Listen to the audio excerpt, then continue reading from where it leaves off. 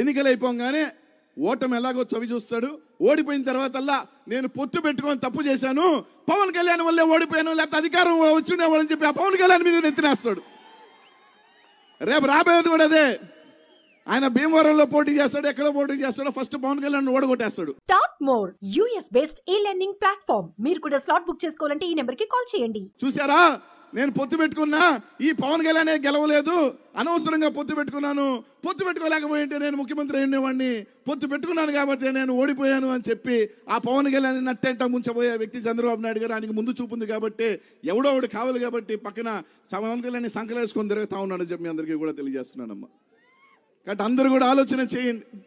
రేపు రాబోయే 50 రోజులు వైఎస్ఆర్ కాంగ్రెస్ పార్టీ నాయకులందరికీ కూడా ఒక యుద్ధం లాంటిదే. అంతమంది కట్టకట్టుకొని వచ్చినప్పుడు జగన్మోహన్ రెడ్డి గారిని గెలిపించుకోవాల్సిన బాధ్యత మనందరి మీద ఉంది.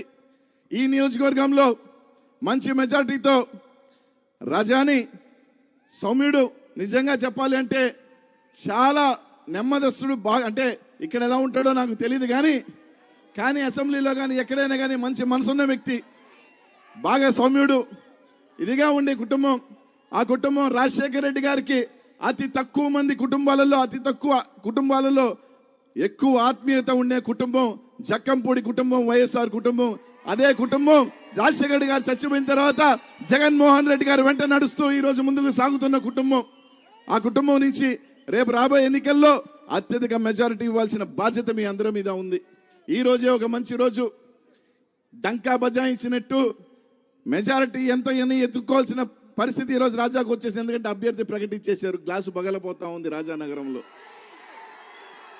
అన్న చెప్పినట్టు గ్లాసు సింకులో పోబోతా ఉంది, ఓట్లు ఫ్యాన్కి 5లో తిరగబోతా ఉంది.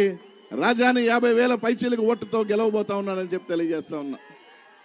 కాబట్టి అందరూ కూడా ఆలోచన చేసి ప్రతి ఒక్కరూ కూడా చేతిలో వేసి, ఎందుకంటే 50 రోజుల పాటు ప్రతి వైఎస్ఆర్ కాంగ్రెస్ పార్టీ నాయకుడు కానీ ఇక్కడే కాదు ప్రతి ఒక్కరి దగ్గర చిన్న పొరపాట్లకి అలగద్దు.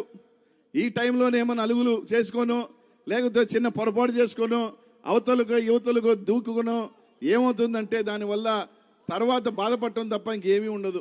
కాబట్టి ఈ టైంలో ఒక కుటుంబంలో చిన్న బాధలున్నా, చిన్న అలకలుంటే ఏ విధంగా సర్దుకొని పోయి ముందుకు అడిగేస్తామో అవన్నీ కూడా సర్దుకొని పోయి ఒక అడుగు ముందుకు వేసుకొని రేపు రాబోయే ఎన్నికల్లో ప్రతి ఒక్కరూ చేయి కలుపుకొని వైఎస్ఆర్ కాంగ్రెస్ పార్టీని అత్యధిక మెజార్టీతో గెలిపించాల్సిన బాధ్యత ప్రతి ఒక్కరి ముందు ఉంది. ఫ్యాన్ గుర్తు మీద బటన్ నొక్కితే 5లో ఫ్యాన్ తిరగాలి, ఫ్యాన్ జెండా ఎగిరేయాలని చెప్పి తెలియజేస్తా ఉన్నా.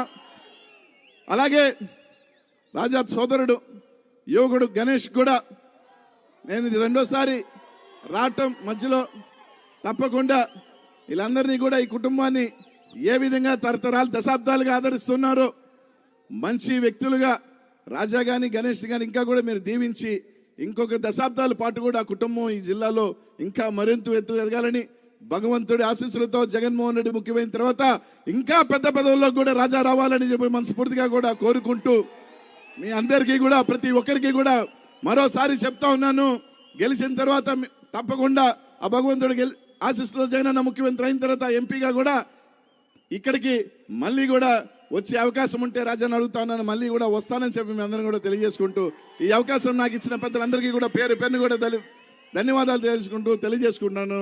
జై జగన్, జై జగన్, జై జగన్. ఉంటానన్నా. అన్న చిన్న మాటనా, మొన్న పల్నాడులో జరిగిన మీటింగ్ వీడియో చూసానన్నా. ఒక్కసారి వెళ్ళే ముందు రాజానగరం రాజసం కనిపించేలాగా, వైఎస్ఆర్ కాంగ్రెస్ పార్టీ పౌరుషం కనిపించేలాగా ఒక్కసారి మీసం తిప్పేళ్ళన్నా. ఒక్కసారి అన్నా, ఒక్కసారి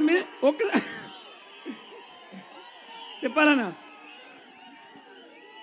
175కి 75 కొట్టబోతా ఉన్నాం. రాయలసీమ దగ్గర నుంచి కోస్తా దగ్గర నుంచి గోదావరి జిల్లా నుంచి నార్త్ కోస్ట్ దాకా జగన్మోహన్ రెడ్డి వైఎస్ఆర్ కాంగ్రెస్ పార్టీ నాయకులు శ్రేణులు విజయోత్సవంలో జూన్లో మిస్సము తిప్పి మెలవేసి జగన్మోహన్ రెడ్డి సత్తా ఏంటో తెలియజేస్తా ఉన్నాం.